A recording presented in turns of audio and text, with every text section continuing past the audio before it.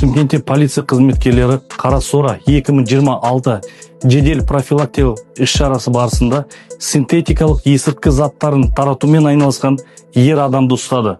Тексеру барысында күдіктіден жалпы салмағы шамамен 2 кг мефедрон психотроптық заты, сондай-ақ есірткі заттарын өлшеп орауға арналған электрондық таразы, сондай-ақ зиплок пакеттері тәркіленді.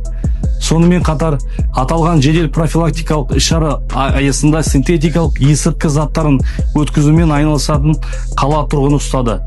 Тінту кезінде әйелден жалпы салмағы 200 граммнан асатын есірткі заты салынған 4 пакет тәркіленді.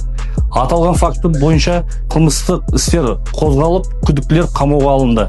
Қазіргі таңда тергеу әрекеттері жүргізілуде. Полиция есірткі және психотроптық заттарды заңсыз өткізу қылмыстық жауапкершілікке әкеп соғатынын ескертеді. Есірткінің заңсыз айналымына қатысты құқық бұзушылықтарды анықтау және олардың жолын кесу бойынша жұмыстар тұрақты түрде жүргізілуде.